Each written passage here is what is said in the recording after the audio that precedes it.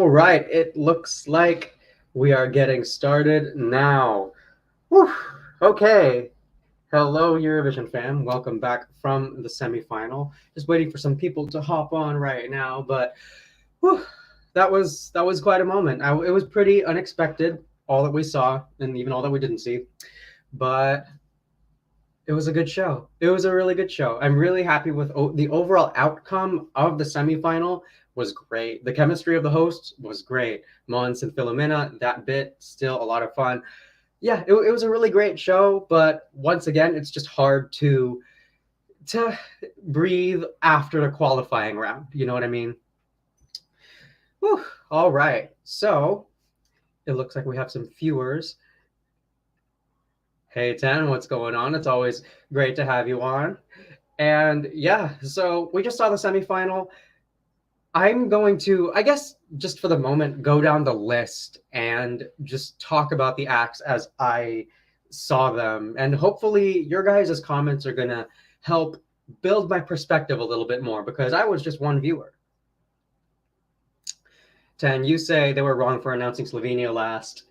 Yes, they were very, very wrong for that. And they were playing some emotional games when they did that. But I mean, they made it in the end. I had a feeling that they were going to do really good in the semifinal, and I just knew that they would be announced when they were the last qualifier up. So a lot less anxiety. But I mean, still a lot, generally a lot, because it was the 10th qualifier, and that's always a really stressful thing to wait for. It's kind of like when they announced Conchita Wurst as the 10th qualifier in Copenhagen. That was equally as tense of a moment, but you also just kind of had an idea of where it would go. Now, I will just be going down the list of the semifinalists. Denmark. So, Riley, that performance, it was colorful. It was, in a lot of ways, neat. It felt pretty together. The only thing is, it's just like, it was so quiet. Like, I don't know if it was just the tone of his voice or if it was also the microphone was the reason why, but overall, you couldn't really hear him. And I think like another caveat about the song and why it didn't qualify is because like his engagement with the stage, it kind of feels broken up a little bit. What do I mean by that? Basically, I mean that when he's interacting with the camera, when he's interacting with the audience, it feels kind of scripted in a not so comfortable way. Carmen! Hello, I almost had a heart attack at the end. We all did. I will get to that. Yes, we almost all had a heart attack at the end because what would we do in a final without Joker out? We don't have to answer that question. We don't have to answer that question, but they were wrong as hell for that, and I agree. I agree with you 100%. But anyways, just going back to Riley and his performance, I really would have liked some like ad-libs or something. So it's just like, if we go back to the start, yeah. Or it's just like, come on, jump, stuff like that, you know? Engage with the crowd a little bit more and throw some improvisation somewhere, and it would make me not focus on the fact that the vocal is giving mediocre. The staging itself, I loved, though. I loved the rotating door like fixture that they had. I thought that was really cool. The color schemes, his outfit, a lot of the performance was on point. Vocals, I can't say that, and his engagement with the audience, I feel like needed improvement. Felt the same thing with Denmark. The performance was stiff, but good effort still, is what Tan is telling us. Yeah, the performance was a little bit stiff, but that I feel like that genre, that type of performance can work at Eurovision. It just needs more refinement, and it needs more, I think, confidence from the artist, because that 3 minutes on stage, you're supposed to just mostly have fun with it, and that's what gets you the result that you ultimately need. But yeah, a lot of love out to Riley, a lot of love to the Faroe Islands and Denmark. Y'all tried again. Y'all will succeed in time, but maybe just change up the formula a little bit. Give us the element of surprise. There was the element of surprise that we saw with Rasmussen in 2018, and that was really surprising. It was also, I think, my favorite Danish song in the last couple of years, but that was because it took more of a risk than we're used to with Denmark. I want them to take risks because, frankly, they need to join the Scandi countries in showing us different, in breaking their own molds. I mean, Sweden is pretty behind too, let's be honest. He was cute, but vocals were just not great. You are absolutely right, Carmen. Like he was so sweet up there, like, and when he performed to the camera, it's just like you saw a glow in his eyes that you wish he was able to kind of convey with the voice that he has. That didn't happen though, and he sadly didn't qualify. But I am, yeah, look out for Riley because he could have a lot of stuff coming out that is really good. So by all means, continue to follow Riley. Poland, yes. Okay, K-pop. So we have our first Blanka with a K standing here. Hey. So solo, that dance break was elite. I mean, we'll get to that because I'm going down the list of performing acts and also talking about if they qualified or not. But Poland, just you wait, K-pop. I will just you wait because that dance break, I was literally laying on the floor about to sob, crying. 10 says, I think every national final should just UMKify themselves instead of Melfesting themselves. Yes, they should, because Melfest works as a mold, but it works for a Swedish type of show production. UMK, I feel like there's a lot more variables. There's a lot more to account for, and we're going for diversity more and more as the years go on. That looks great. And honestly, if we cha-cha-cha our way into Tampere, Helsinki, wherever the host city may be in Finland, if they win, they'll do it right. YLE would do the show right. I have the faith that they would put on a show that's almost just as up to par as SVT would do, because they are competent, they are confident, and they have fun. They know how to really, truly have fun. Anyways, where was I? Y'all got me off track. I decide to be good, do good, look good. So, Armenia, you guys, Hayastan, my beloved, qualified. That was anxiety-inducing. That was stressful. To be announced 9th, that was something. I mean, I'm not actually Armenian myself. It's just my winning country this year. But, yeah, I loved the performance. What do I mean by that? Basically, okay, so the vocal sounded really good to me. The Armenian vocal sounded very, very good to me, and I'm trying to be as unbiased as possible when I try to describe this song because I could very easily get biased with this song. The vocals were good. They weren't as loud as I wanted them to be, but they served effective purpose for the song. I loved the platform she was on.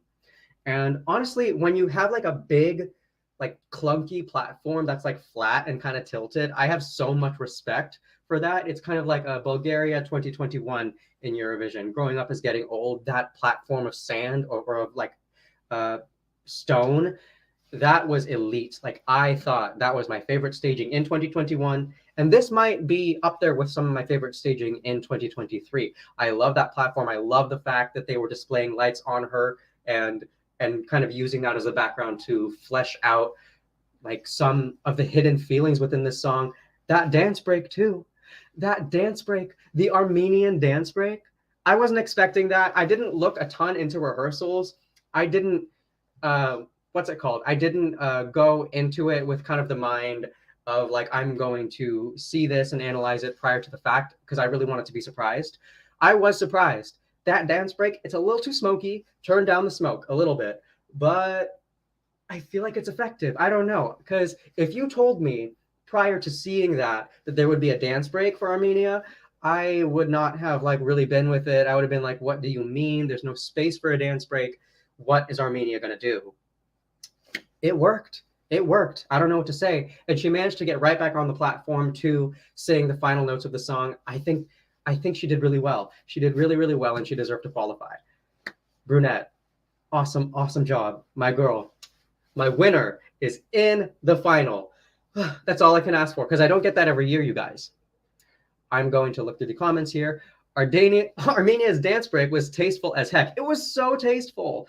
Like that girl, she can not only just serve us like vocal, polished flawlessness. It's also like a dance style that feels so interpretive. It's I'm not a dancer, so I don't have the right terms to describe it, but it was very impactful to see her on that stage, like taking not just those 3 minutes that we have heard in the studio cut, but adding in a completely different dimension to it. Risky, very, very risky, but it was pulled off well. Again, if you told me that prior to me seeing it, I would have been really, really freaking out because I did not know that it was going to happen. It was art. I agree. I decide to be good, do good, look good. But I'm also biased, so I do want to strip it back a little bit because Miss Brunette is my winner. Armenia and Australia were the best today. I think I might be inclined to agree with you, but I'm gonna still go down the list and flesh out my opinions a bit more, but we'll see because they did leave a massive impact on me. She produced it herself. Of course it would work. Artistic vision, not just talent, it's vision. Very, very important. Eurovision, more like Brunetto vision. That was so dumb. I'm sorry. Okay, so who was the third performer? Romania. Okay, so the next performer, Romania, Theodor Andrei, D.G.T, he gave it his all. He really went up on that stage and did everything, I think, right. There were some points when I thought he was a little pitchy in terms of his sound, but this song is about kind of just like putting your energy forward and out there and like strutting and being it's a piece that you need your entire body to perform. So that would be something hard to sing, and it's also a very hard song to sing. The staging itself, I like a lot of it, except I don't like the portraits of him that you see in the background. I didn't like that for any artist. I just don't like that in general. Did I feel like it ultimately detrimented the staging, made it worse? Yes. And I say that kind of with a grain of salt because I wasn't staring at the background versions of him. I was staring at him and eventually how we ended up interacting with his dancer. That last bit with the paint was really, really cool. It's a shame that we don't have a song like this in the final that is kind of just 100% the main singer taking it completely away. We have some songs in the final that are like that, but with that being the defining factor of Romania's song, it's just unfortunate that we don't get to see him in the final. Did I personally think he was going to make it? I thought he was on thin ice. But at the very least, he showed us that he knew how to take the stage and have fun. That's all I truly wanted. Vocals on Theodor, but yeah, the broadcaster sucks. Yeah, the broadcaster, they need to treat him better. They need to treat Romanian acts better. They need a bigger budget. There's a lot of problems with the Romanian broadcaster. I'm not going to get into that. But it's not about that. It's about Theodor and the fact that he gave us everything that the song could have given us and more. I agree. He was doing his best. I like the studio version of his song. Yeah, the Eurovision version was a bit strange. How they started off with the acoustic bit. I did understand that they would be commencing it with an acoustic version, but like it felt clashy. It felt clashy, and I have hint that it wasn't his decision to do that. But it happened anyways. I would much have rather they kept the entire song in the same BPM as the end of it because that's where the studio is. That's just where he's most confident. All that stuff. So I mean, it wasn't really in terms of this song. It wasn't giving me what my taste would have dictated, but who knows? Like there might have been the occasional person who really, really enjoyed this. So I really want to take a look at the delineated results when we receive them to find out who supported Theodor Andrei. 10 says, I'm happy my top 5 is in the final. Hashtag grateful, hashtag blessed. Mine isn't, but that's all right. Who are in your top 5? Give me that list. Tell me who's all in your top 5 because you are lucky, my friend. I've never had my full top 5 in the final before. I've always had a dear non-qualifier, and this year it was Latvia. Allora, up next, Estonia, Alika, Bridges. So I counted this one out. I originally counted this one out for a while. But the performance, I feel like that was probably the best performance of Bridges I've ever seen from her. Like, I mean, she was always really good. She never had a bad vocal moment, really, pretty much at any point at all. So I knew that vocally it was going to be good, but I was like, is the visual going to be enough for the European public to support it? It was very simple. The visual was very simple. They just played with lights. They had kind of like water effects going, a lot of blue. It's super, really well complemented her gown that she was wearing.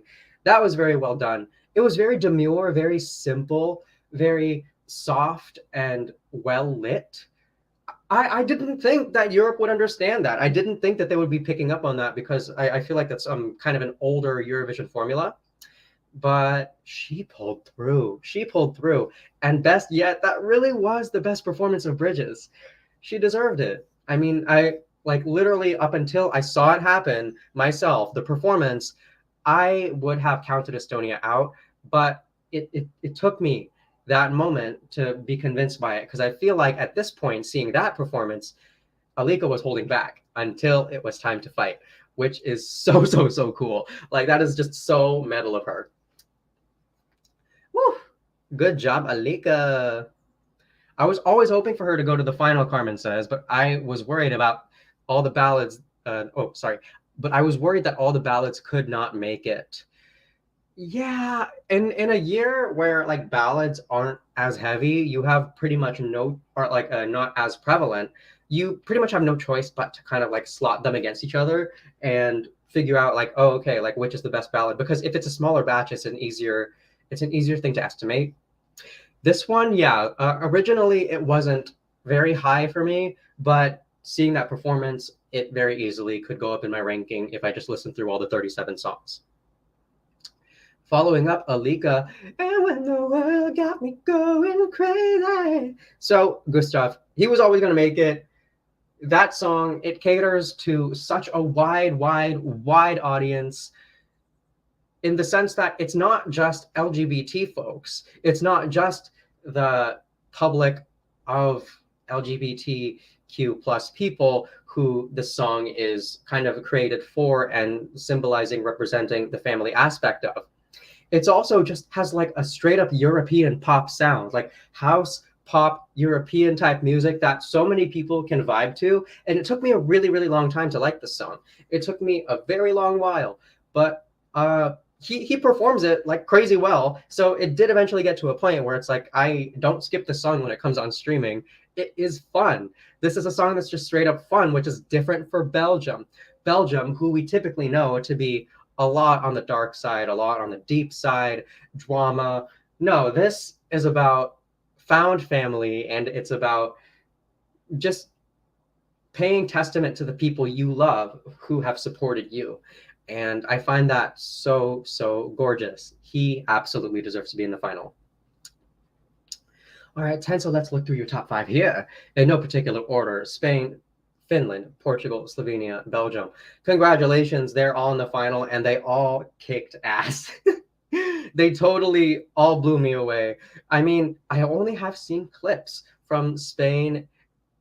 That is the only big 6 in your list. I've only seen clips, but it was a very impactful clip.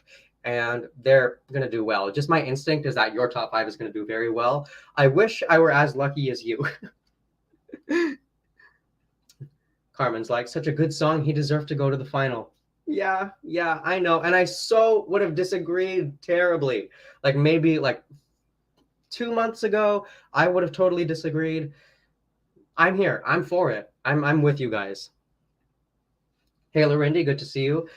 Lorindy says Belgium worked and it worked. That was one of the like iconic choreography moments, I have to say, in the semifinal. I mean, sure, dance break here, dance break there, but when it came to and when the world got me going crazy, like at the last chorus, when it was just like an explosion of dancing fun, you can't beat that. You can't beat a moment like that. That is what Eurovision represents. That is a Eurovision performance in the philosophy of the contest. It is. Yeah, and the black and white versus the pink, again, worked so well. His styling always on point, but you know our boy Gustaph keeps the drip. Drip is constant with him. So thank you for that, Gustaph. Best of luck in the final. Next up was another qualifier, song number 6, Cyprus, Break a Broken Heart. My question for y'all, would he have qualified if he covered up his shoulders? Nah, that's too mean of a question. So he hit the falsetto. He sounded really good. There was pyro. There was actually 3 on each side of him. There were 3 kind of a pyrotechnic column things that ejected kind of like soft flames around him. that contrasted very well with all kind of like the elemental stuff going on around him. It was very Avatar: The Last Airbender, just the amount of just wind and rain and fire everywhere. Okay, gays and wine moms, y'all win. Well, I mean, like, also in terms of the song, it's also very wide appealing. It's not it's not something that I personally would listen to, but I do know many people who would take to this kind of song and enjoy it, even if you didn't have the visual aspect. So I think the main point that allowed him to move through to the final, and I was talking to Alicia Michelle and Lily Loves about this during one of the other Eurovision Fam spaces, is the fact that his falsetto, if it's clean, it'll sail. And it was. He pulled it off nicely and he managed to qualify. So, I mean, can't complain about that. It was the best it could be. Jen says, but there has to be a way for artists in the future to incorporate the dance to their full song instead of stopping at mid-song to dance, because I'm already dance break fatigued. Yeah, and I think this year was kind of a lesson in that. Sure, in 2022, when we had Chanel doing the dance break, that was like kind of an isolated event. And we were like, whoa, that's so crazy. And it was like so cool. She almost won. Of course, that's going to be in fashion, but it does need to suit the song that it's in and not break up the song, like Ten is saying. Because I liked the dance break for Armenia, but I do feel like it broke up the song. Poland broke up their song with a dance break. So if we're going in the direction of dance break, then it should at the very least have a studio cut that we can access at the same time that reflects that sonically, so it doesn't really throw viewers off. But I don't know. That's just my take on it. We've only had 2 years, it looks like, or no, really just 1 year. This year so far that has kind of like a dance break era. So we'll see. Well, he is good. He did good and looked good. Nice. That was really nice. That was smooth. Lorraine says, still shocked that Poland is in and that Georgia didn't really try something more than LEDs. They got a perfect artist. Song could be better, but Iru gave it her all. If you asked me prior to watching the show, I would have said that Iru was going to qualify over Blanka. Like, that would have just been my first instinct because of the past trend of Eurovision. I don't know. That's just how I did the math. If only Lily Loves were here, because she's better at doing this kind of math than I am. But basically, I mean, in some aspects, I see why Poland qualified, but in place of Georgia, yeah, that part doesn't make a ton of sense to me. At this point, I'm really hopeful that Georgia just keeps their leveling up and will deliver something powerful once again, but with better lyrics. I agree. Yeah, I mean, this was powerful. In a lot of ways, it was really powerful. Like, great job on you, Iru, for perfectly replicating pretty much the studio cut of the song. It was excellent. But yeah, it's time to do just a little bit more homework, I think. Oh no, there's a video of Iru crying. Oh, poor baby. I hope she at least gets to have some more fun before Saturday, because this is very stressful. It's stressful to get through, and all I really want for the acts is to I hate to hear. All I want for the acts is to just be themselves and not forget that it's fun. It's a party. We're here because we're here to support you, no matter what. The results don't mean anything. Everyone's a winner, like the band from Croatia had told us during that press conference, and actually with staging idea. Yeah, I mean, there wasn't really a central concept with the staging, and that caused concern for people. I liked it. I thought it was simple and I thought it was effective, but most of everybody else didn't agree. So, okay.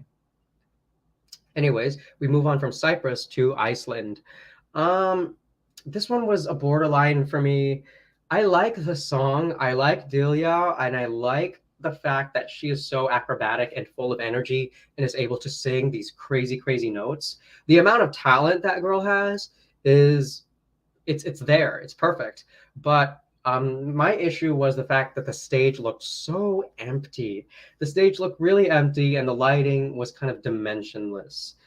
I really hate to say that, because Diljá had to become the center of stage and stay the center of stage the whole time, so that we wouldn't have to focus on just kind of like the painted foliage in the back that was just motionless. I hate to say that, but the staging was probably the reason that Diljá didn't go through. It just wasn't effective at all to me, I thought, which was sad because from the rehearsal footage, I thought it was actually pretty neat, pretty cool.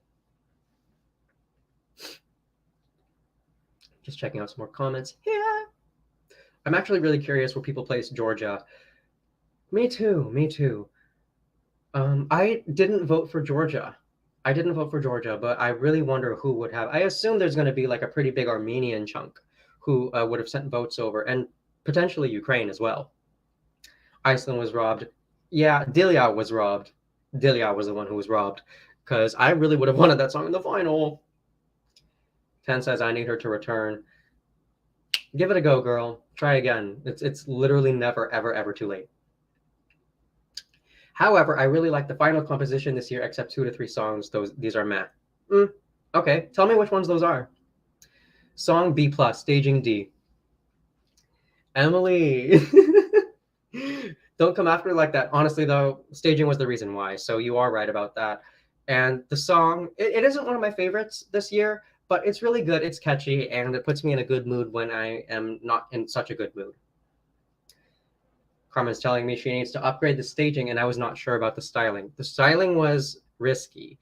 I liked it toward the very end, but throughout it was like it was just a bit different because she's so acrobatic and active. I almost wanted her outfit to reflect that.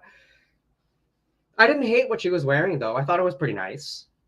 It just didn't leave so big an impact on me that I feel like it added anything. So that's unfortunate, but yeah, at the very least, Diljá, we would love to see you come back. Girl, you have so much going on.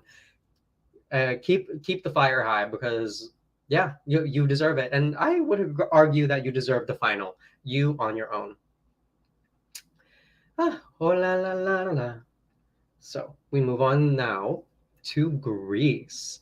Elada. Victor, he also gave it his all on stage.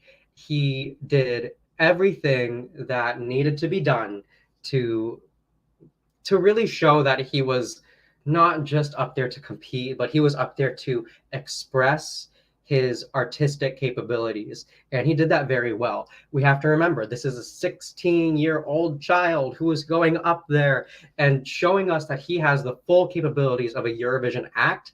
Not only did he do that, but he showed really good emotion to it. He committed to the staging. I didn't like a lot of the staging because I'm going to say it once again. The portraits of him in the background, I feel like take away from the focus that we can have just on him. But I like the aesthetic of the staging. I like the lighting design. He had fun up there. He gave as well of a vocal performance as he was going to be able to do with all the physical activity going on. Very bouncy. You notice how in the postcard that he was jumping rope.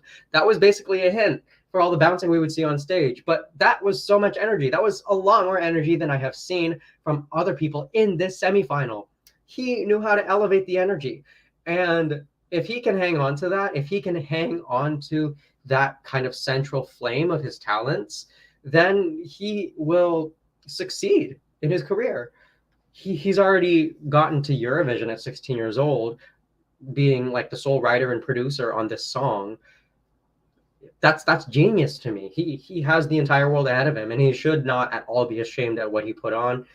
Qualifying to the Eurovision final, literally, I mean, at the end of the day, it means nothing. You can walk away with some of the greatest memories aside from not qualifying. Whew.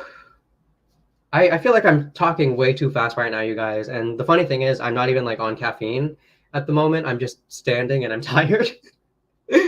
But that's all right. Give me just 1 second. Okay. Now I'm better. So up.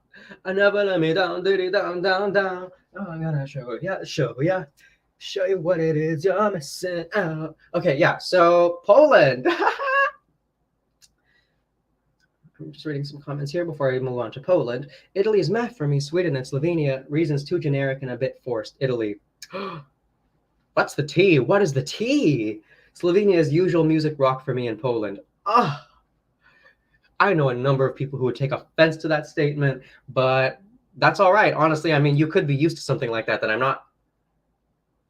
Sweden too generic. Oh, psh. Nothing is too generic. This is Eurovision. Generic is hot. baby, just pulled the first half. Ha, I think she's opening the show.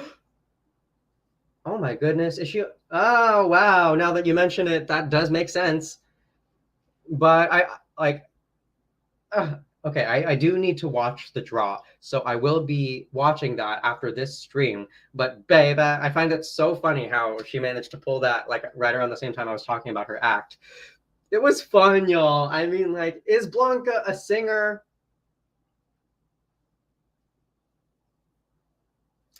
Rhetorical question almost, but it was well done. And you know why? Color, pyro, staging, dancers. What else is there? Dance break. Sure, yeah, it felt like it was just kind of sledgehammered into the middle of the song, but it was effective. She managed to do like a really good high kick comparable to Diljá. Like the dance break itself looked really good. I liked it. I liked the dance break. And when she turned around and the mic was just in front of her and she continued singing and you just saw like the fire in her eyes, that was good. I liked that. Overall, I liked Poland's performance. The vocal, that is my issue. The vocal, sure, this is like a generic summer pop song. I can get with that though. I'm very simple-minded. I can get with that. But it's just, it's not that hard of a song to sing. Okay, I'm not going to be no kind of hater. I'm not any kind of hater. Blanka, you killed the game, girl. You made all the people who doubted you eat their words. But I still respect the artists and their performance. This doesn't mean I like their song. Heck yeah. And that's what makes us Euro fans. Yeah. Honestly, being critical about songs is part of like, it's part of our tradition. And it doesn't make sense a lot of the time, especially when it's my opinion. But at the very least, I know that a lot of the artists appreciate the fact that we have dialogue because they're always working on themselves to better themselves and their visions. As soon as she finished her performance, I knew we were going to lose a better performer. Carmen, what's the tea? Least enjoyable. Do you see a 0 in the final? I don't see a 0 in the final. I don't see a 0 in the final. I don't know who that would be. I don't really pick up on who would give us a 0 out of literally all of the final participants. That would make no sense to me. But some people might come to that calculation and it could be viable. I'm not sure. But from all the acts I've seen so far, roughly 0 of them are getting 0. That's just my estimation.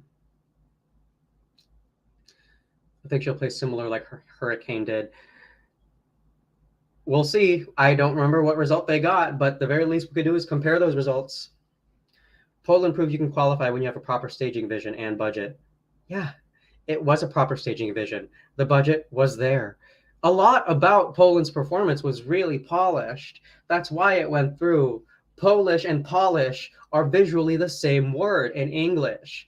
And what was the Polish doing? They polished up this song. And she wasn't just solo with the vote. I'm sorry, I'm stopping with these Poland jokes. Albania top. Yes, we're gonna get to that, baby. Don't you worry. Takis Taratakis. Oof. I really know. Who's your top 10 performance, not song? Good question. Remember that question. Ask me again when I'm at the end of my list. I'd rather see Iru in the final. I thought it was going to happen. And I was just simply wrong. But we need to take a look at the results when those come out to find out exactly how well she did, because it didn't make a ton of sense to me either. So following Poland, Slovenia. They really, really tried it. They tried to kill off our boys. They tried to make it so that they weren't going to be in the final, even though I knew that they were probably even going to be winning the semifinal. Slovenia is in. The waiting is over. The waiting is finally over. It was nothing but waiting after their performance. They did so good. I honestly think they might have won the semifinal. And my reasoning for that is, okay, so I believe that there's a thing now in Eurovision called the Måneskin effect, where you have different members of a band on stage all wearing different outfits but interacting with each other in a way where the camera focuses on just their interactions and how much fun they're having with each other. Not even so much about like the big stage show that is Eurovision. It just looks like a bunch of rockers rocking out. That looks great. And it translated very well. Bojan's vocals, excellent once again. There was a lot of chemistry. Okay, I think to just briefly answer the question, performance top 10, they landed my top 5 because that is how you employ charisma. That is how you play with the crowd to get where you need to get. It took forever to get there. Literally the 10th qualifier, y'all are insane. But they managed, and they're in. Slovenia is back in the final, baby. Slovenia deserves this year to fight for top 10. I think they're going to land top 10. I think it's just my instinct that Slovenia will receive a top 10 result. I wouldn't give them this for granted, though.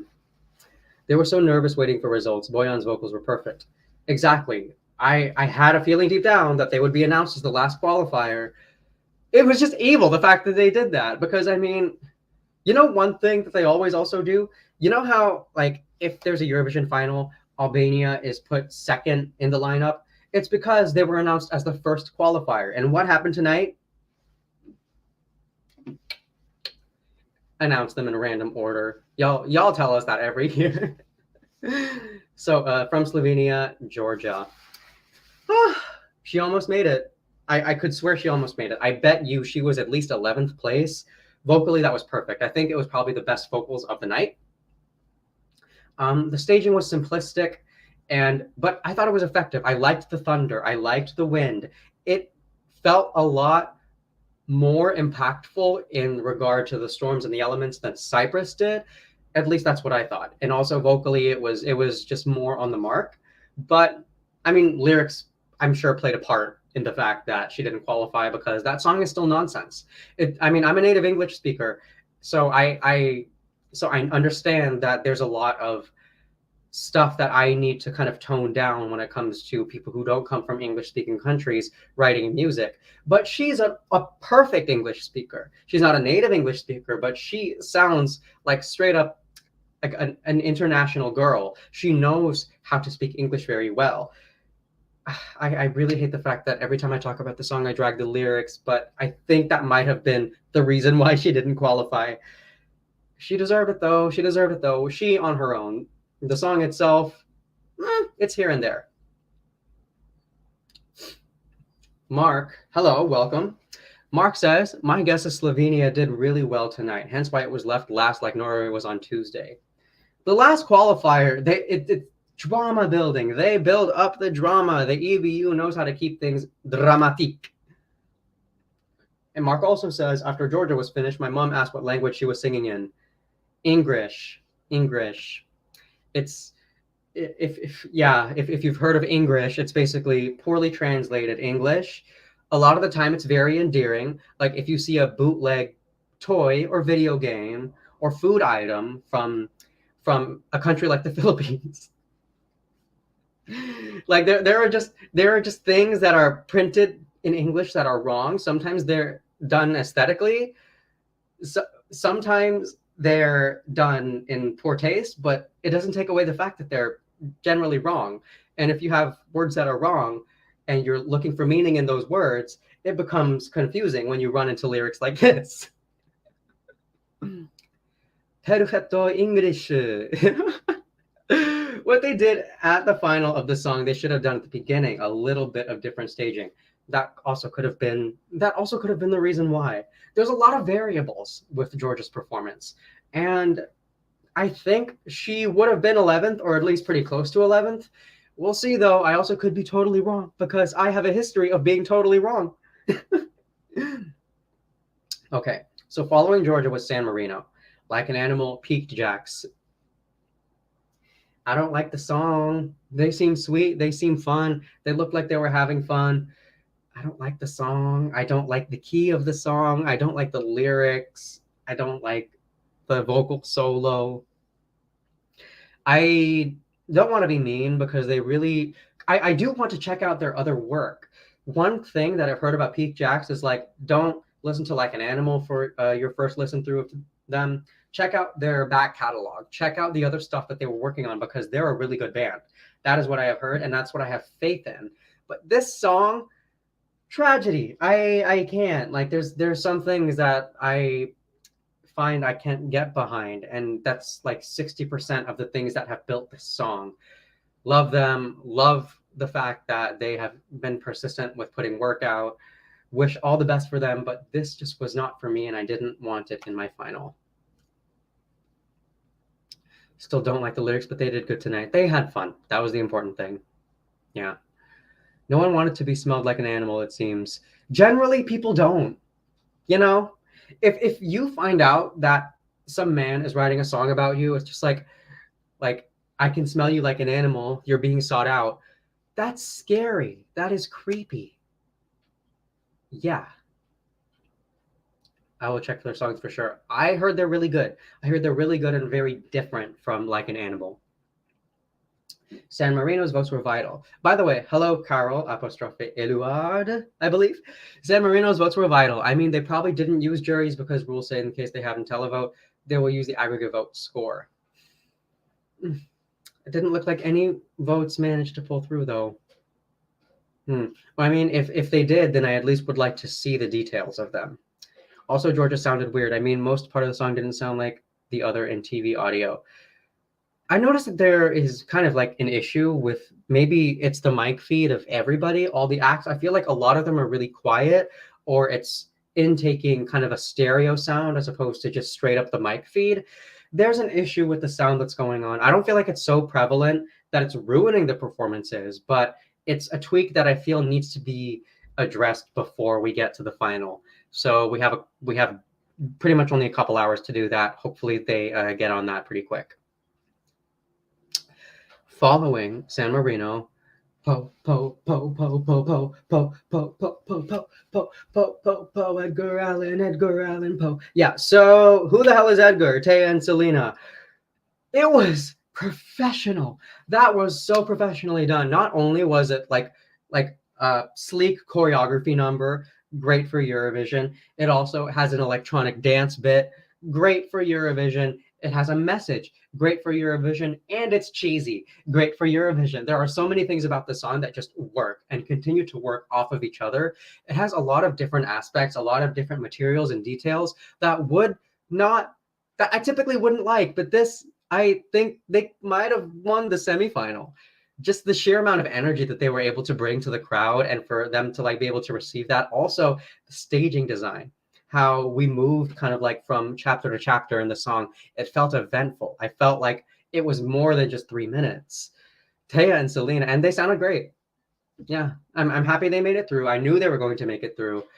In the final, let's see if they pull second half, because I feel like if they pull second half, then they are going to do better in the results potentially. But yeah, it was polished, it was ready, it was good to go. I know some people don't like the staging package that they have. I found it very effective, and yeah, deserve the votes. Truly deserve the votes.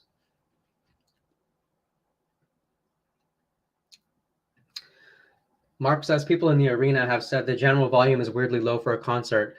It is weirdly low. That needs to be worked on, and I hope, hopefully this dialogue I'm having is echoing into the chambers of the people who are in charge of master sound for the show, because the final cannot have mics that are this low. When Estonia made it, I knew it was done for Georgia. Aw.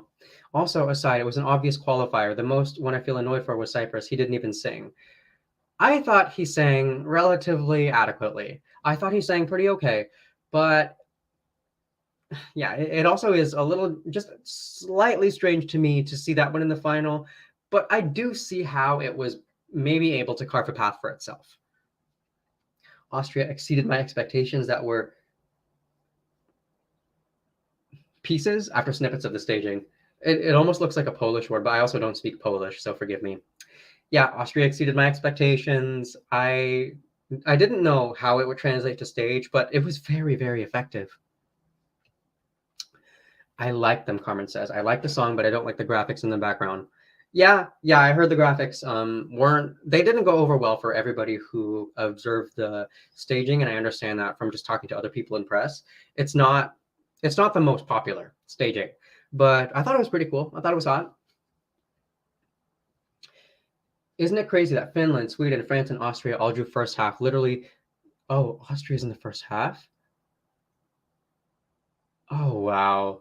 Oh wow. This is becoming an interesting final. This is going to become a very interesting final. Who's even who knows though, because like the winner probably might not even necessarily be from those four countries. But it's just wow, stacking up I don't think we've ever had a final where all the heavy hitters per se were stacked so much. And I mean, last year was pretty that was a lot at once, but I feel like it's getting more intense this year. I'm from BBC. These are noted. At least someone's listening. Thank you, 10. Because back then my expectations plummeted a bit down. Well, I mean, it's really hard to make everything work, especially because if it's happening live, then you're really just kind of hoping everything falls into place. So for what was pulled off, should be proud. Should be proud. Okay, so moving on from Austria to Albania. Duya Siti Koteruya. So I love this song. You guys, I don't care. I don't care if this is a family singing about like family drama. It's so dramatic. It is so explosive. It is so eventful. I want a Turkish drama based around this song, 80 episodes long for 3 long hours each episode. You guys don't understand how much I crave drama like this.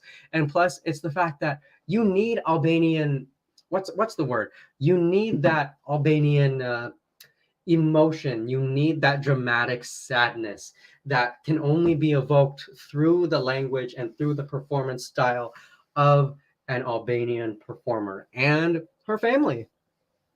The family was sweet. The family was cute. The choreography was iconic. I like the fact that they had like little metana type twirlies. It's like every time I watch them perform, I really do see why they won FIC. They're just so much fun to watch, and also it's a bop. It's a bop. Sure, it's like a very fast-paced hyper ballad, but it's also just like I know that I was throwing down during that song. They ate. I don't know what to say. And them being the first qualified, the first country announced qualified. Listen, BBC, do not put them second in the final. I am done with seeing Albania second in the final. It's just not going to be a good look. Let's stop repeating that pattern. This song is not. It's. I hope it gets second half because I kind of want the song to close the show. Personally, I know I'm very biased. I have a lot of love for this song, despite literally every other opinion. But yeah, I feel like it can work. I really, really feel like it can work. Albania was amazing. Thank you. You agree. Albania and drama, name a more iconic duo. Who brings it harder? Every year, Albania is just up there with the drama. And even last year, Secret, like that was drama. That was drama. Yeah, like literally in all the years prior, thinking about it as well, Albania just heightens the drama as much as they can. And in doing so, they manage to entertain a huge number of viewers. It's very well done, and it's a very distinct pattern that they use. Albania, Estonia, Cyprus, Poland, Austria drew first half. Belgium, Australia, Armenia, Slovenia, Lithuania drew second. Ooh, that's going to look good. Okay, so now the vision is starting to come together. Not by like a very long shot, because I forget who in the first semifinal drew like what half, so I'm going to have to take a look at everybody. But thank you for the information, Mark. It's always good to have a glimpse, to have a really quick glimpse. Albania was excellent. I'm happy they're in the final. Awesome job, you guys. Secret is avenged. Okay, so 2 songs left to talk about. Lithuania. I really should have a Lithuanian flag. Now, come to think of it, like that should have been one of the flags that I got, because this song, you guys. Okay, the Lithuanian national final was very, very good. I liked so many songs in that national final. I see why this one won, though. I didn't see why it won for the longest time. I was like, I don't get it. I'm not able to access this song. But every time she's performed it, just opened the door a little bit more. And then I saw the semifinal performance that I think was the best performance of the song. The staging design also is up there in terms of my overall favorite in the Eurovision lineup this year. Armenia is up there, Australia is up there, Lithuania is definitely up there in terms of what staging do I feel like had the greatest impact. I liked the illustrations. I liked the traditional elements that they used. I like the color contrast between orange and purple. I like the dimensions her dancers built around her on that, not dancers, singers, sorry. Her singers built around her on that stage. The singers themselves, they were gorgeous. It was like taking a bath in a pure, clean spring of water. You just felt so refreshed, especially because this is a ballad. It is a ballad, and it is good. So well done. Stay deserves the final, and I really, really hope that the final performance was just as good, if not better, than what we saw tonight. Just scrolling back here a little bit. First, second part in history, ESE history that are so weak in comparison to the first half. Maybe let's not call it weak yet, because who knows? There, not everything is 100% certain and final. Like, we might get some very last minute changes that totally throw us off, you know? I hold out hope for that. Warm and calm, uplifter. Yeah, it's really the only song of its caliber. It's really the only song of its kind in the semifinal, and reflecting on the final, it's still the only one of its kind. That power is very important, and gosh, it's like that is a song that I want to see performed again right after watching the semifinal. There's a couple where it's just like I need to retake that in because of the emotional impact it ultimately had on me. Lithuania have killed it 4 years in a row now, to be fair. Yes. And they might win in the next like 10, 15 years. If they continue to take different risks like this, if the national final continues to be this good, they could do it. They could very easily do it. There's talent everywhere you look in the country. I know almost everybody loves this song, but I just cannot connect with it. It's difficult. It is a difficult one to connect to. I struggled to connect with it pretty much until Liverpool, I could say. Until they had gotten to the rehearsals part of it, like maybe even a little bit before rehearsals, when I was like, okay, yeah, I'm with it now. But yeah, it was challenging for me to access. I have accessed it now, but I do wonder how that is going to work with the European general public, Australia, and the rest of the world. Songs like these always have a tendency to be slept on. Hopefully not. Hopefully not. Hopefully we see a change this year. Hopefully we see a shift in trajectory to appreciate songs like this, because I have a place in my heart. I have a place in my heart now for this type of entry, for this entry in particular as well. And yeah, I think there is enough room. Monica did great. She did amazing. She always sounds great. Professional sound. That's how you can tell. Okay, and closing up my list here with Promise, Voyager, Australia. I wish I have an Australian flag. I don't. But yes, this was up there with one of my favorite performances so far this Eurovision. Daniel, the lead vocalist, excellent performer, amazing singer. You can tell he's been a performer for a long time because of how well he's able to engage with the crowd, and how much, but like also how composed he stays and how succinct and precise the performance was. It was a good balance of being wild and being being certain, and executing the stage show in the most professional way you can. He maintained that balance so well. And the Promise Mobile, I love that car.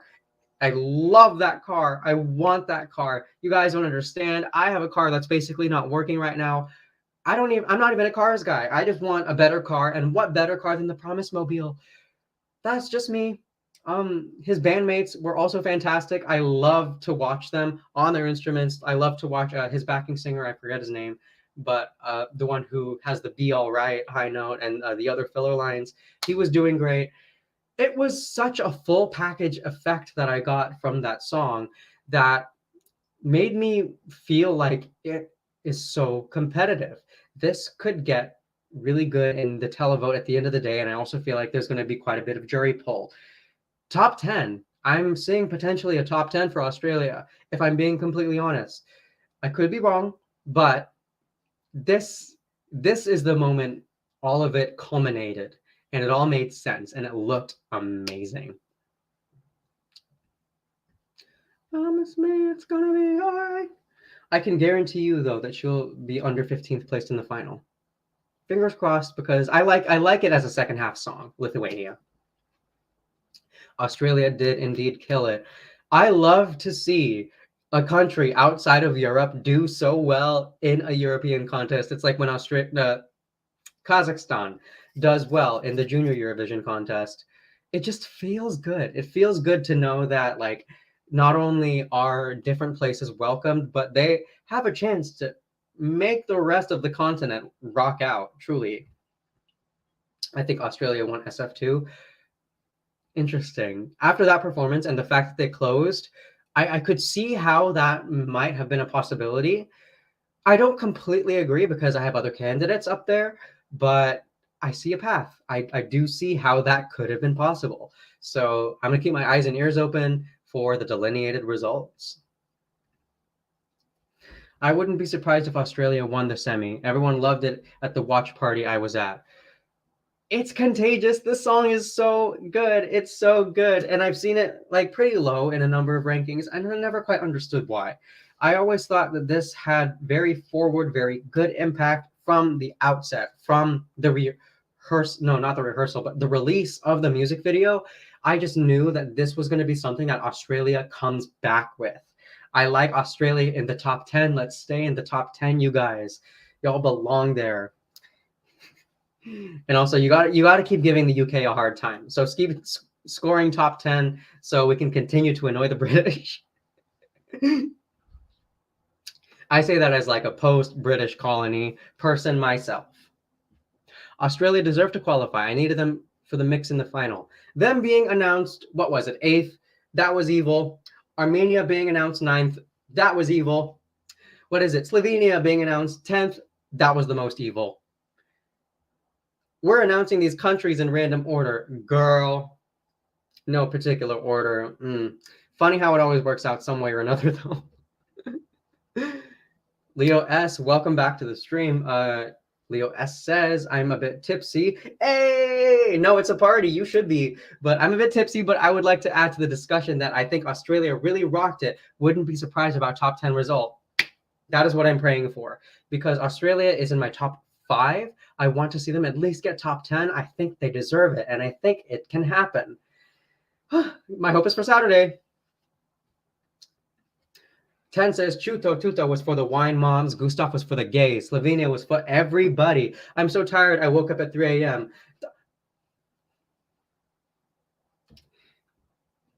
See, I am Tagalog myself, okay, 10?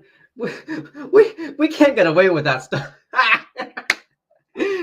Thank you. Oh my gosh. It's good to know that, like, there are folks out there in the Philippines who, like, we managed to make contact out to, because it's really just invigorating to know that we are, we at least at Eurovision Fam are exceeding just the American boundary and showing ourselves to, like, other parts of the globe too.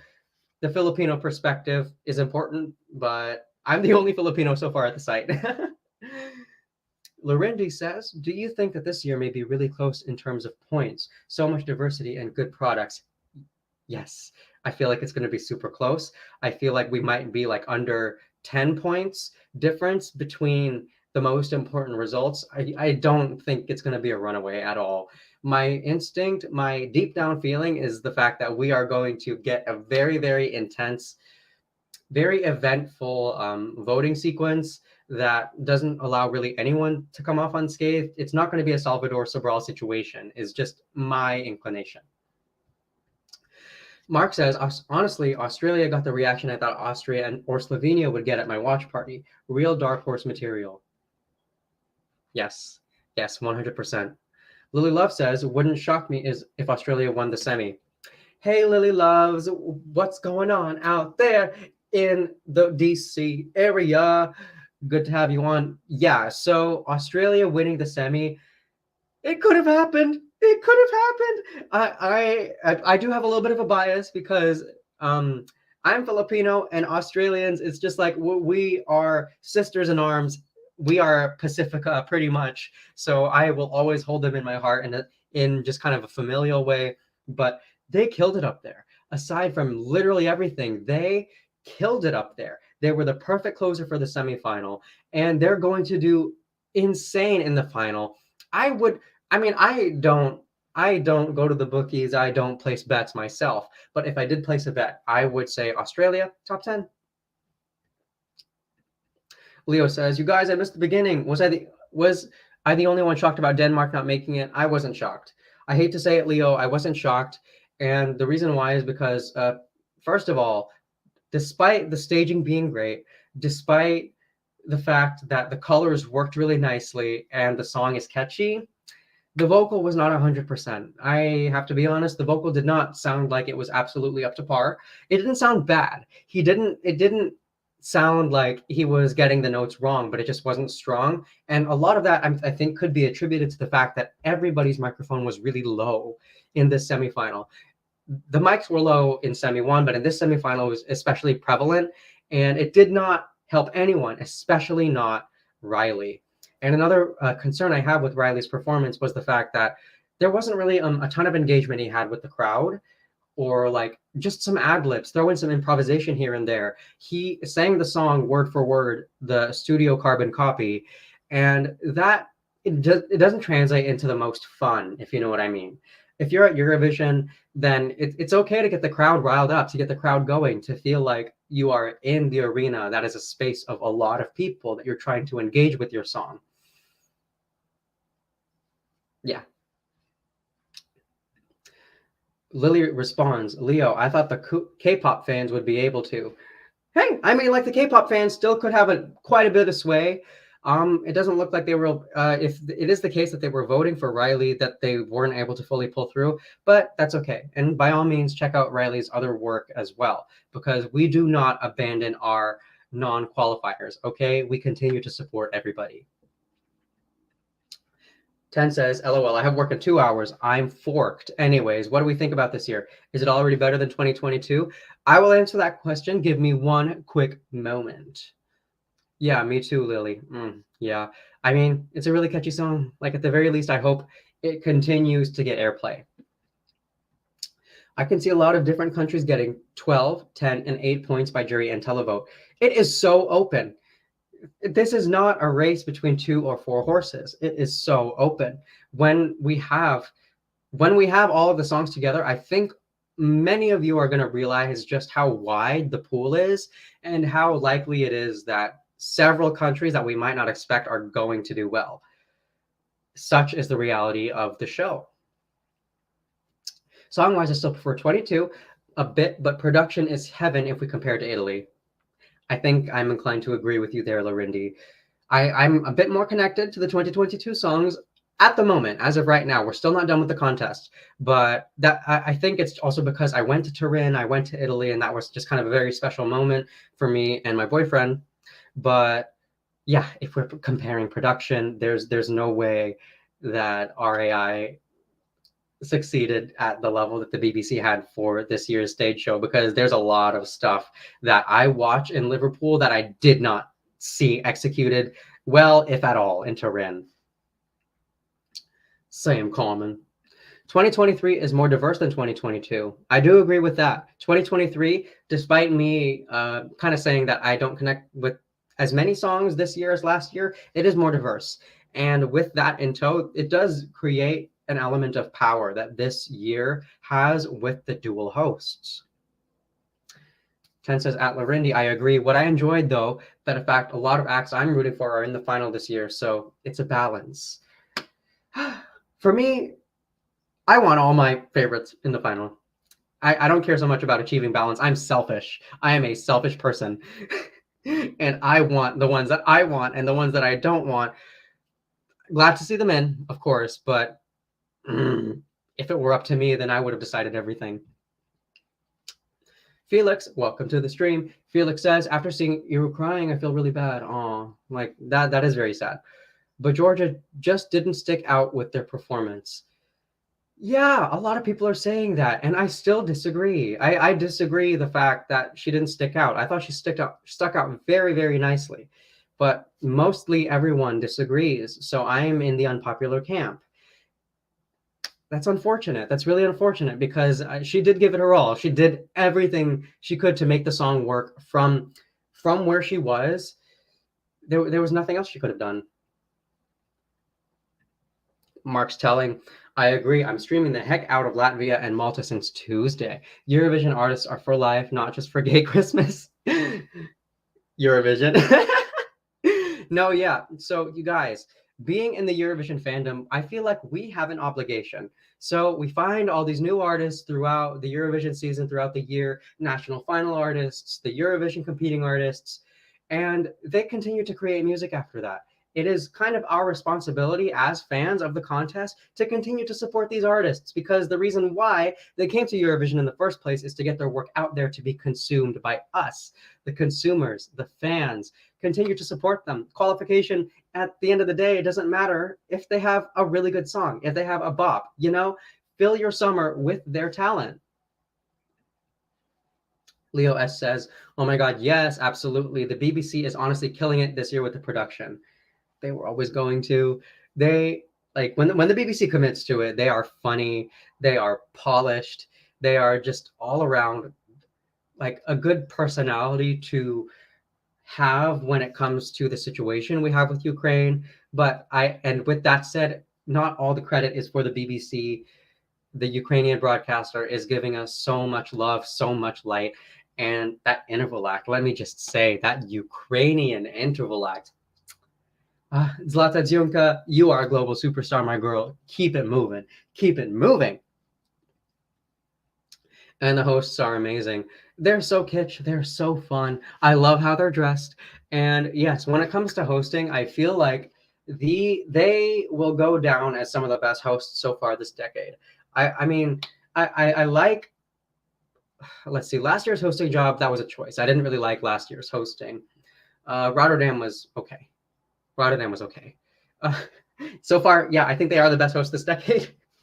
I'm not going to be mean though. It's just it's the fact that like chemistry is very palpable. You can tell when it's there, you can tell when it's not there. It makes things very important.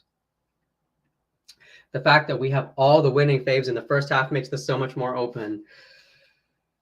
We're going to have to do math in a different way. We're going to have to abandon our old equations, our old formulas, and completely redo the math, because there's no way we're going to be able to tell how this goes until we see it happen. We got to support the faves even if they didn't make it through. And it's because they can still be your faves. They can still completely, totally be your faves. And a lot of them are excited to release music this summer. So get them on your playlists, because in a lot of cases, I've at least found in my experience, I prefer a Eurovision artist's post-contest song or pre-contest catalog to their Eurovision song. That just happens a lot. And you know why? It's because there's just music abound. The whole point of Eurovision is to, first of all, have fun, have a blast, and be kind of like international and gay and all that stuff, but also to find new music. That is my number one reason why I come to the contest. It's because there are about 40-ish new artists that we get every year that we can source from, the new creative powers, and also national final artists. They're just as good. Mark says, I like 2023 more than 2022. I'm rarely going to rewatch 2022, but the season already has loads of stuff I'll rewatch. Yeah, I want to rewatch it right now. Tan says, I realize, though, this year has the most close-knit group of artists, and I'm not ready for it to end. I know.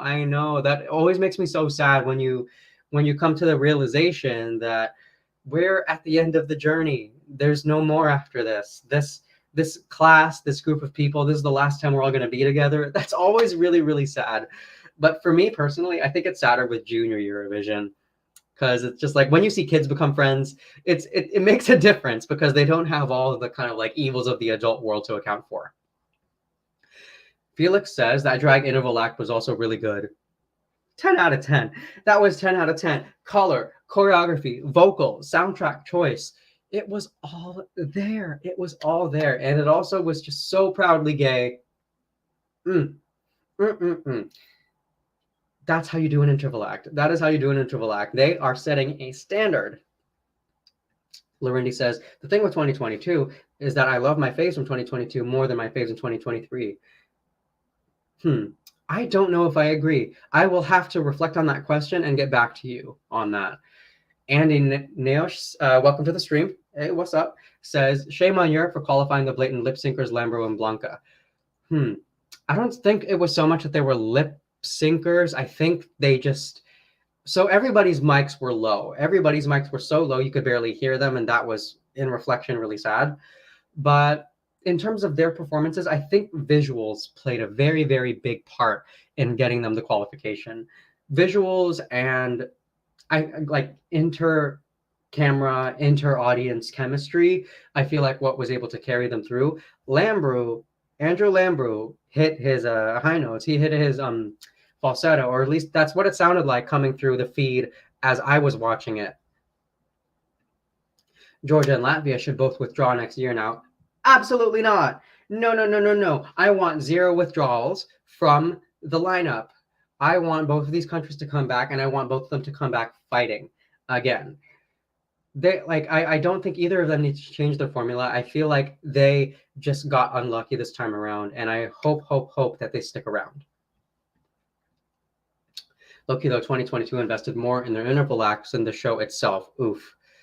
And those interval acts weren't always good. They weren't always good. Like that Big Heart with Mika's interval act in general, like that was a hot mess. I'm sorry. One more thing to 2023 that is better than 2022 is that artists are so funny and enjoyable, like Monica Liu, who multiplied on TikTok and etc. Yeah, being online, it has its good, it has its bad, it has its all kinds of takeaways, but at the very end of the day, it is a platform for Eurovision to connect and reconnect and stay connected. Jordan, thank you for the stream. I have to go. Good night. Thank you so much for being here, Carmen. Thank you for providing your perspective. It's great. It's great that we were able to watch the show pretty much together. We will see you. We will reconnect again on Saturday. Thank you for being a part of this stream. Take care. So, Larindy says, I imagine if Monica would multiply. I mean, we have a second Monica this year. Okay, so Monica Liu was last year. This year, Monica Linkita. We just need Monica Maria from the national final in 2019 to come back and give us that remix of a triple Monica. Because can you imagine how powerful that could be? That'll be the year Lithuania wins. Just saying. Andrew showed biceps and feet. Of course he was going to qualify. He's cute. We all know that. We all see that. We're not denying that. If people voted, if that was the reason people voted, I wouldn't necessarily be shocked. But at the same time, it's just like, I'm here for the music, y'all. I'm here for the music. And Andrew's song, I did not have qualifying at first. We're going to see how that is reflected in the final. I think this proves that juries have to be reintroduced for next year's semifinals, at least. It is interesting. So we haven't fully figured out yet the kind of overall impact of having a 100% televote semifinal has on the contest, because I mean we're literally still doing it. So hopefully I don't know, we get some clarity. I still don't know how I feel about the fact that we're 100% televote. Going back to having juries in the semi, I'm also not against that idea, but I want to see how this one plays out fully before I kind of come to a complete opinion about those two facets of voting. Monica Trilogy, babes. That's all I'm asking for, okay? Monica Trilogy. I'm still team no juries and semis. Okay. I mean, it's very interesting. I like both sides of the argument. I think both sides have very salient things to say, because these are different results at the end of the day. If we get jury influence versus if there's no jury influence whatsoever, these are very important questions to ask. And it's something that we need to keep the discussion going, especially as we move forward with the contest. Martin said he was open to 100% televote finals in an interview the other day. I'm nervous. Huh. That's a very big risk. That is a very big risk. Interesting. I want to see what he means by that. I mean, like, clearly it has to mean 100% televote final, like, duh. But that's interesting. Andy also says, I think Arsadal might have been trolling with that full televote comment, though. I hope he's a troll. The thing is, he's a fiction author, and I'm a fiction author. We write in the same genre. We both write in psych thriller. I would not be at all surprised.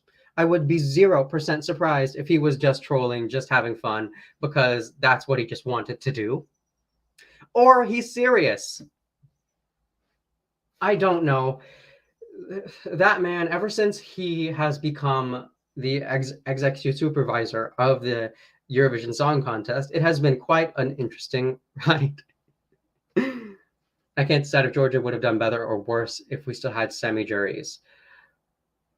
I think they would have done better. I think they would have done better because the vocal on that song, I still do think that was the best vocal of the night. So Lorraine is winning Eurovision, right? I never said that. It can happen. It can definitely happen. She's like at the front of a lot of lists, but there are 25 other acts who still fight and who are still fighting. And I can name maybe like 7 countries who can just sneak right by. So I will always, always be open to the possibility of anybody winning. I'm not so open about 100% vote in the final, but hey, people would always got what they want. I don't like the idea myself, but then again, I haven't looked at this interview. I haven't seen it. I would like to see it and kind of come to a more concise conclusion just based on my own perspective on it. So I'm going to read a little bit more on that because that is a very, very curious thing to do about the ultimate results. Do you think the juries will really punish Gadia in the final? Not necessarily, not punish, because vocals aren't the only criterion that juries look at in terms of overall performance. There's also originality, impact, or just there are other facets aside from just vocals that they analyze and take into account when building their votes. And ultimately, I don't think he's going to flop per se. I don't think he's going to win. He might not even get top 3, but I don't think he's going to flop. Croatia will be much higher than people anticipate. I think they were much higher in semi-1 than people anticipate, because when you have a song that is just 100% impact, that is 100% kind of like throwing you for a loop, Eurovision takes that. Eurovision receives that, and a lot of viewers are receptive to that. They're going to do well. That is my instinct, and that I feel like is something that I can adequately say that I predict. This year is so unpredictable for so many reasons. Latvia not qualifying. Okay. Anyways, check peer reviews. I mean, even with peer reviews, it's just like, I wish that could also analyze impact. I wish it could also analyze how each of those viewers were affected. When I watched Semi-1 with my family, they said they didn't understand Lorien's staging, and they also hated Finland. I was shocked. Interesting. That's really interesting, because that is the unpopular camp. But an unpopular opinion is something that needs to be valued more and more going forward with the contest, especially as we globalize. So interesting. I wonder how they're going to take to seeing the final performances. More than Sweden or in Finland after Semi-1. Jordan, what do you say about the prophecy that Spain will perform much worse than people anticipate, e.g. 15th and under? I think juries are going to be the reason why it scores as high as it does, and its detriment will be because of the televote, but I don't see it landing under top 10. It's just my instinct that I don't see it landing under top 10, because although it's very risky, it's very edgy, and the song isn't exactly the most accessible to the general public, because new flamenco, it's a very distinct thing to listen to. I think it could still do the job, and I still do see a very wide path for it to land top 10, especially because that vocal performance, it's going to impress a lot of viewers, especially viewers who are impressed by challenging things that are done in music. The backings being so prominent in the second part of Cha Cha Cha kind of took me out of the whole performance, though. That's what I was alluding to. Oh, okay. I didn't notice that. I actually didn't notice that at first. But that is something that I'm going to pay closer attention to going into the final performance, because everything is on the line. All right, I'm going to close up with these comments. It was awesome talking to you guys, but I eventually do have to get on with just crying about the fact that I lost. Showed my sister non-Eurofan semi-1. She thought Sweden was boring and Finland was too much. Her favorite from semi-final 1 is Portugal. So Mimi Cat Slade, she's the center of that stage. She made it to the final. She deserved to make it to the final. It was clean, it was polished, and it was well done. She did not mess up a single thing. Hello, greetings from Czechia. Oh, hello, welcome. It's so unfortunate. I'm literally just about to end the stream, but congratulations on getting to the final. You and Vesna, y'all deserve that. Like, you really, really surprised me with your act, Czech Republic. Super, super big congratulations to y'all. And I want to express to all of you, thank you guys so much for supporting Eurovision Fam, our channel here. We are a site who focuses on the perspectives of non-European competing countries and the rest of the world. There's a rest of the world vote now, and our voices finally matter. We're grateful that you took us into this space. Hopefully, we are giving you just as good of a time as you have been giving us. And I'm just going to read some of these closing comments here. At this point, I am not believing in Europe to vote for Spain in the final. Similar acts history. Okay, interesting. I am going to remember you said that and have a very close look at how Spain's votes are laid out. I gave most of my votes to Iru. We'll both be crying about it, I guess. Yeah, it was just as it needed to be for me. It was just as it needed to be. Should I abandon my grandfather for saying that he would have voted for Poland? No, because he voted for what he saw that he liked. Not exactly a singer per se, but what he saw he liked. And hey, sometimes Eurovision is not about the vocal. Am I right? Was nice. Good night. Awesome. As always, having you, Larindi. Thank you so much for being here. Have a good night, and we will talk again on Saturday. Thank you. I'm so sad about Iru, though. I'm sad. I'm putting her grave right next to Sudden Lights, Georgia and Latvia, tombstones right next to each other, and I will be praying for them every night. I controlled myself today, Shortcake. I didn't mention smells at all. Hey, that doesn't mean that's not welcome. Definitely bring back that discussion because you have some, because your takes cannot be duplicated, 10. And frankly, you know what? We are cousins, you and I. We're both Tagalog, it seems. Thanks for the great content. We will see you after the final, and an excellent final it will be. I have a lot of faith in the acts. I have a lot of faith that they are going to give it their all, deliver their best, and show us just how happy and wonderful Eurovision is. Thank you guys so much for hearing us out. Thank you for being a part of this discussion once again. We will talk. We will reconnect after the jury final tomorrow. Lily Loves will be shooting it with us to talk about some of the last detailing we're going to be getting in the final acts. So that'll be a fun conversation. And after that will be the final discussion after the grand final. And of course, that is the last thing we get before the final stream of Eurovision Fam for the season of 2023 on Sunday, our weekly stream. That'll be the last weekly stream of the 2023 season, but we are going to continue to talk to you guys throughout the summer, just a little bit more stripped back, as you can imagine. K-pop is asking me, what are considered death spots in the grand final? Traditionally, it's been spot 2, but that also could completely change. Love you, Tan. See you next time. Bye-bye. Karia and Boyan, future lovers. They're lovers now, not even future lovers. Say it like it is. Okay. Once again, like one more time, I really, really love you guys. Thank you so much for being here. And yeah, subscribe, leave a like. Don't forget to follow us on all the social media. You are all amazing. All my love. Okay. Bye, guys.